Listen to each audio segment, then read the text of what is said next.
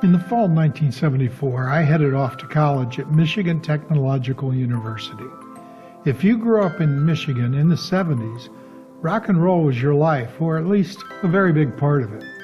Now, MTU is not a big enough venue to attract big bands, but northern Michigan, just 100 miles southeast of MTU, is. So my buddies and I hit the road to see Bachman Turner Overdrive, who were touring with the little-known Detroit, well, actually Ann Arbor, band called Bob Seger. I believe it was the Bob Seger System. It was before Bob Seger and the Silver Bullet Band, I'm pretty sure. I had no idea what I was in for. Seger has since become huge, but then he was just a warm-up band. BTO, I think, probably regretted touring with Seger. They had all the hits, but Seger literally blew them away. The article that I've included in this video shows what happened, or what was the impression of what happened at Ypsilanti at Eastern Michigan University, and it was no different at Northern Michigan University.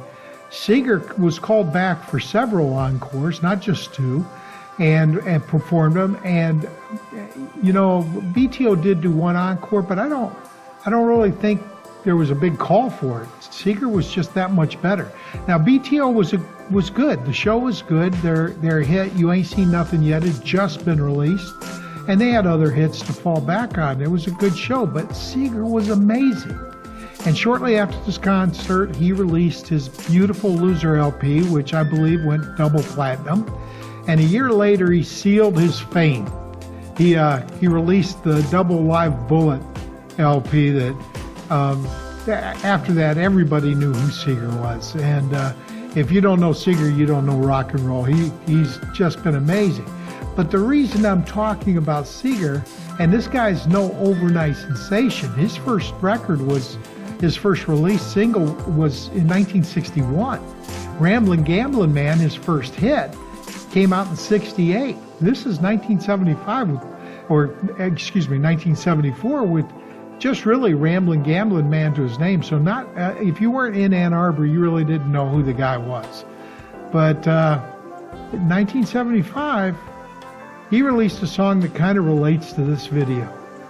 In 75, Bob Seger said, "I think I'm going to Kathmandu. That's really, really where I'm going to. If I ever get out of here, that's what I'm going to do." And in 2019, I went to Kathmandu. Now, I can't include his song on this video, copyright, but I will give you a link in the description below. I have it on my phone as part of my faves playlist, and I shared it with our guide and Airbnb host. Shailish was the guide, and Takur was our Airbnb host. They both loved it. Never heard it before, but loved it. Building bridges, baby, that's what I do. But I didn't go alone. My daughter Paula joined Janie and I on our sojourn to Kathmandu.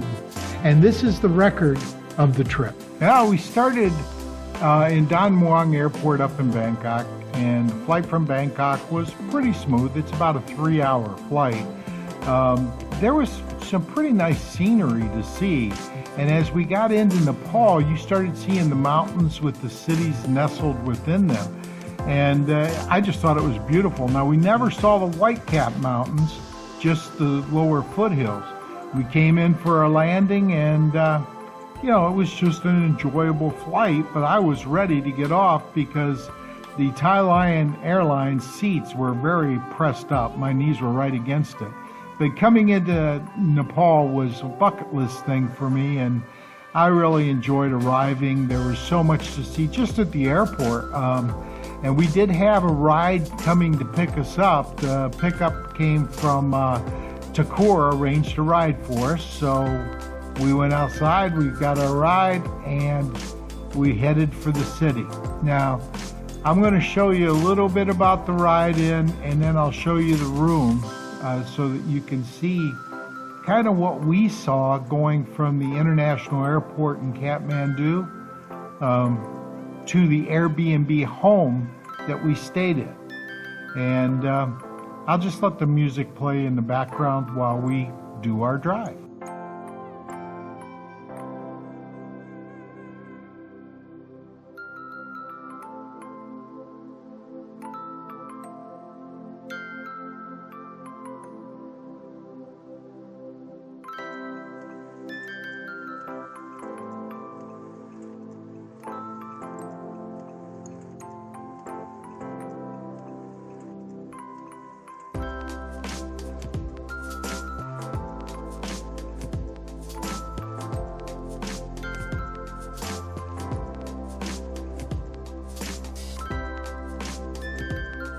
After driving for a while, we arrived at our AirBNB accommodation. It was a lower left quadrant of a duplex, multi-floor duplex. It was tastefully decorated. It was 2 bedrooms. Janie and I got the big bedroom with the big bed, and Paula had the bedroom with 2 beds that she took a mattress off the smaller one and put it on top to make it softer. We really enjoyed the people we stayed with, and then we headed off to the Gai Jatra Festival, which is a festival for the dead, actually. It celebrates those that were lost in the previous year. So lots of parades. There's not one big parade. There were a ton of parades to see during this festival. And we had a guide. Silas is our guide. You'll be able to see him shortly, but he was in a blue top right there explaining things to Paula.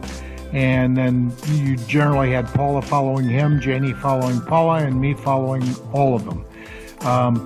But there was a lot to see and do during this festival. It was quite a bit of walking for me, but there were also shops. So I got to stop and rest while Janie and Paula did some shopping. But we really did enjoy the music. And a little later, I'm going to show you some samples of the music. But for now, just listen to the background music until it comes on.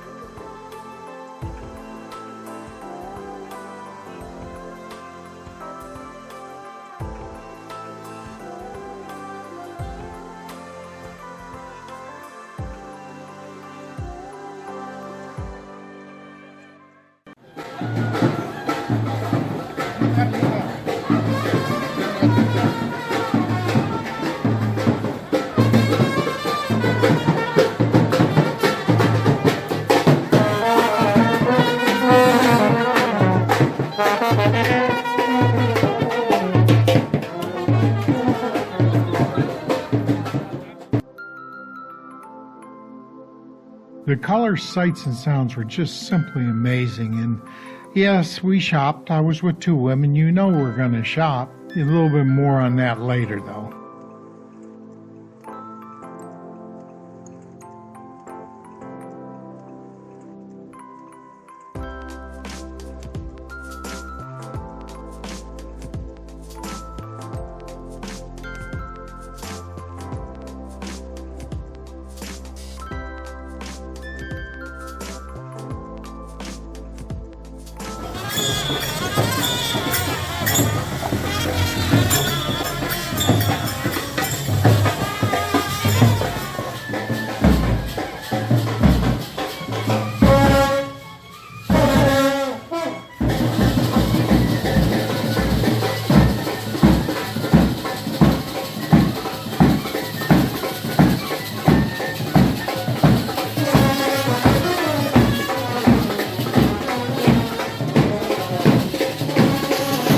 So the parade was just amazing. All the colors, all the people, all the sounds. We even met a couple police officers who posed for us and spoke to us. And then Paula bought a new outfit that she just loved. She wore it the rest of the day.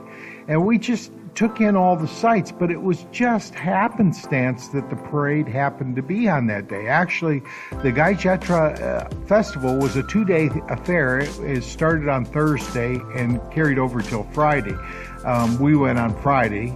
Thursday we arrived, so we were kind of just relaxing in the new condo. But on Friday we went out. We spent a lot of the day just enjoying the sights, sounds, even the smells of the parade. It was just simply amazing, and I'm going to let you listen to some music while you watch this, and I'll come back and speak some more a little later.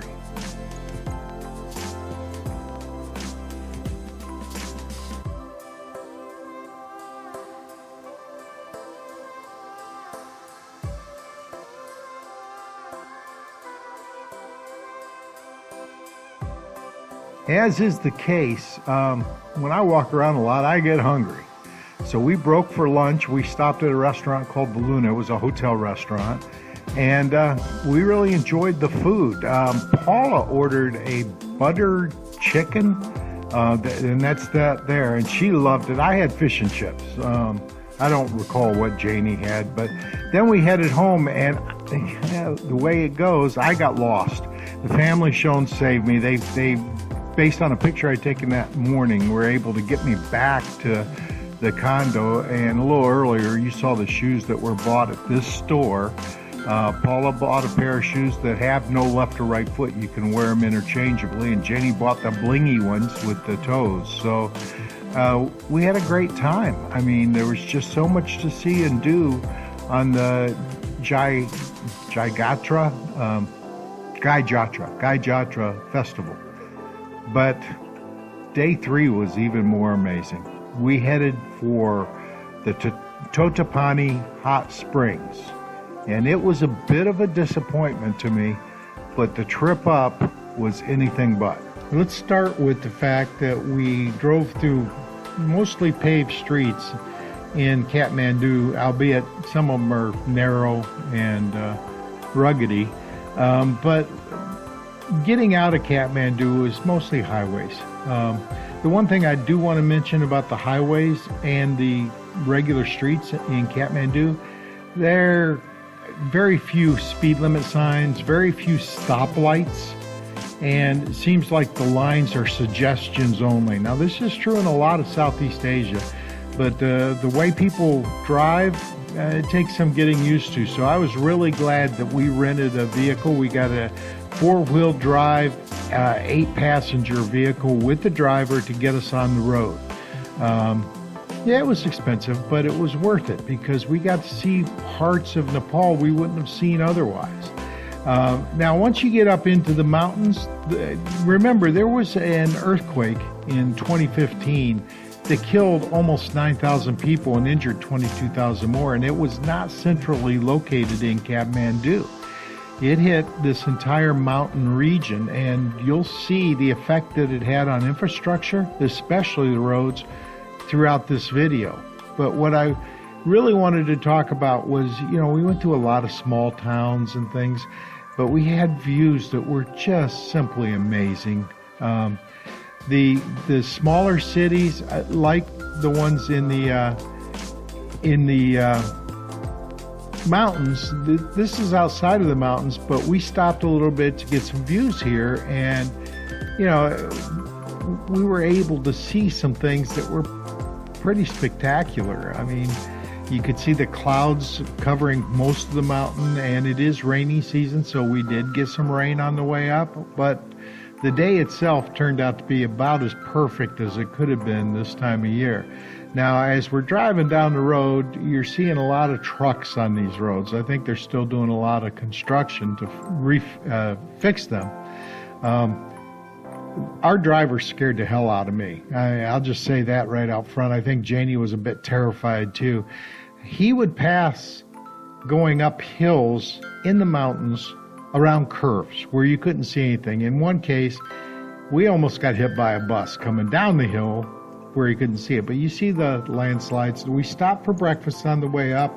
I had an egg salad sandwich with some chips, and it was just a really nice trip up. We took our time getting up. It was 113 kilometers, and it was between 3 and 4 hours to go the 113 kilometers. And the large reason of that is that there are just areas of the road where it's not a road. There are areas where the pavement's fine, you can see it here, but there are areas where the road is more a trail than a road, where they've laid down gravel. There are areas where the road has fallen down the hillside. We're following a river, and this river is actually rapids most of the way, and it's fed by, if not hundreds, thousands of waterfalls all along the mountains. And we'll show you some of the waterfalls. You'll get to see the sights going up. And then when we get to the Totapani hot springs. I'll kind of explain why I was disappointed with it. I'll tell you now. It was basically a shower. They used to have actually big tubs where they would fill them up for you, and it was more like a spring setting. These are naturally hot waters, but when we went, because of the earthquake, all that was left, they had some small tubs down in the bottom that they'd fill up for you. I didn't go down there. Janie and Paula did. I stayed up. They had showers up above. You had to climb stairs to get to them. And I just thought, it's a lot of money and a long way to go just for a hot shower, which is basically what it was. But that said, they seemed to like it. There were a lot of people that were there while we were there. They didn't really have a changing facility. You could kind of hide behind a column to take your clothes off and get dressed. They had lockers for you. But all the way up the hill, we had these spectacular views, terraced landscapes. You could see where the sides have fallen due to erosion. And remember, it's monsoon season, so you're going to have some falls, some mudslides, some rock slides. And we saw it all on our way up.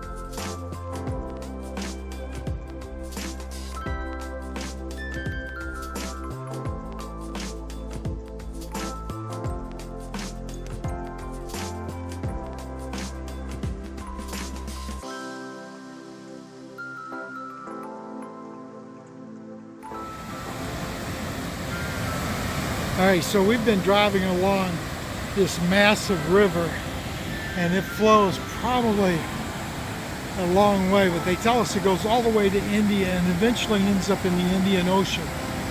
But you can whitewater raft down this, and a little further back there's a hydroelectric dam. We did stop several places along the way to get out and look and enjoy the flowing waters, get some pictures. And it's just a sight to behold. And Takur and Silas actually went down and took some pictures right next to the water, which, that water's moving pretty fast. Not sure I would have done that. In fact, I know I didn't do that. So,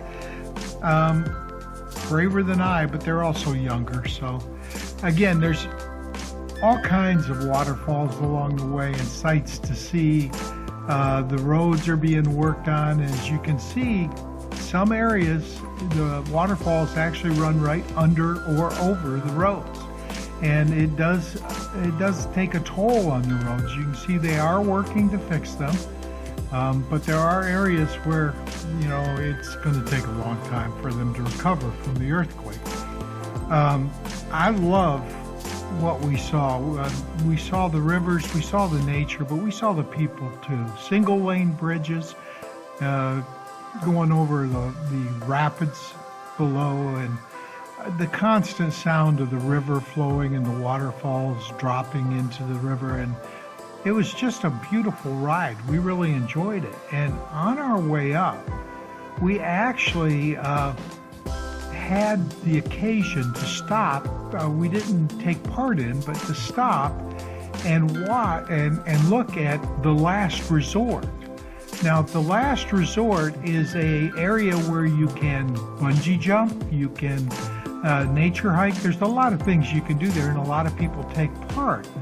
But I just enjoyed the videos we were able to get from this.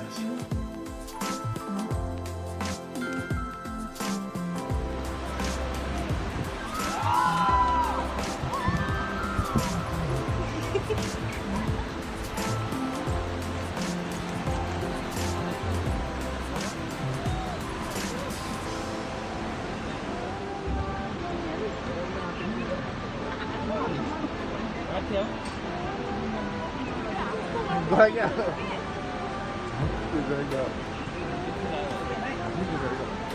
Itu bukan dah. Bukan dah. Bukan dah. Tolong.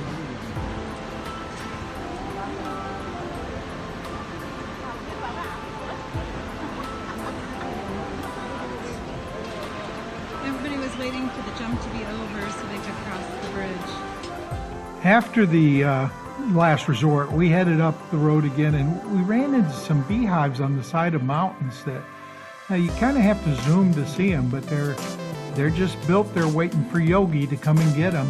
There were goats, there were chickens, and there were cows everywhere roaming free, and the mud is why we had a four-wheel drive. I'm not sure we could have got up without it. And eventually we got to the Totapani hot springs. So the hot springs wasn't at all what I thought. First of all, I had to climb down a whole bunch of stairs to get down to that lower level you see way down there. They had no enclosed locker spaces. Most people just wore their underwear in, and there were 4 showers, actually just running water coming out from shower height. There was no shower head. It was very hot and refreshing. And then way down, probably 2 or 3 levels below where we were at, they had tubs, but they had no railings for the steps, so I couldn't get on them. But Janie and Paula did, so I'll ask them what they thought. Now here are some pictures of the hot springs. We weren't allowed to photograph down below, so we don't have a whole lot to show you what it was like. Anyway, after we were done with that, I got a Fanta, and then we headed up the road towards Tibet. Now, Tibet is part of China. I had always thought it was its own nation, but China claims it, and who am I to argue with them? And on the road up, we saw Kadari, which is a large city on the side of a hill, and we got to the Welcome Center area, which you had to get permission to go into. We'll have some pictures of that later, but what you need to know is if you look to the right across the river, that's China. That's how close we were. And we weren't allowed to actually photograph China, although we did. We're not perfect and we weren't told right away. Anyway, we had to go through the gate and had to get permission so that we could go in and see the Chinese-Nepal Friendship Bridge is what it's called. And we took some pictures that showed the earthquake damage and the waterfalls and the roads. And the one thing you really need to understand about this trip is that there were areas where the road was so close to the drop-off, it was frightening. I mean, it was really frightening. And in fact, there were times when we were only maybe 10 feet from the riverbed, and other times when we were hundreds of feet above the riverbed with just nothing but a straight drop-off to take us down to that point. So it was a little frightening to drive, but it was fun. I mean, we saw things we wouldn't have seen otherwise. Police checkpoints, lots of views of mountains and rapids, waterfalls, roads, bridges, everything that we would ever think to see was there. It was just an amazing journey for us. and we were fortunate enough to share it. On our way back, we did see some things that we didn't stop at before, and we got some pictures that we hadn't got before, and we also stopped at a nice little resort area, which I'll get into just a little bit later, but it was just an amazing trip for us, and from the waterfalls to everything else, it was more than we could have hoped for.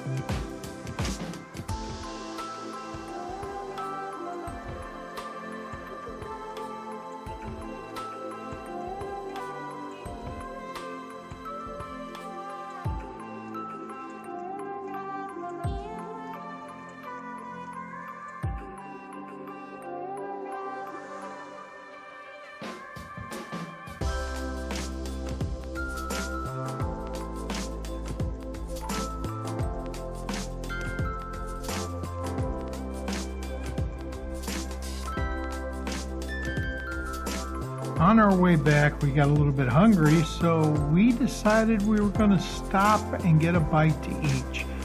We stopped at the Sukuta Beach Resort, and it was quite nice, actually. When we got down there, there's swimming areas, there's a buffet meal to eat, and there was a new game that we hadn't played before, so I really enjoyed our time at Sukuta Bay, or beach.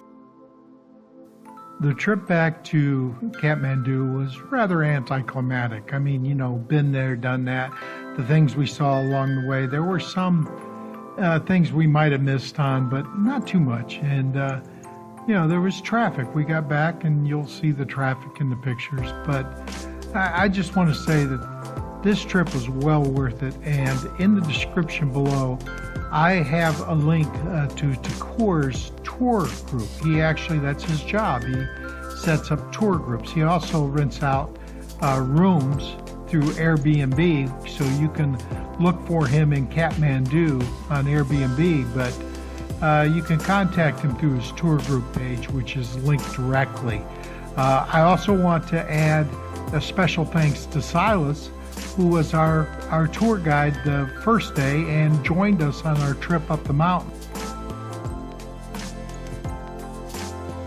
Paula had arrived a day or two earlier than we did, so she got to see some things with a new friend she made, Gabriella. We had Gabby join us for dinner after we arrived, and then we moved into a hotel downtown just for the air conditioning and so that we could actually be closer to the airport when it was time to leave, make sure that we got there on time.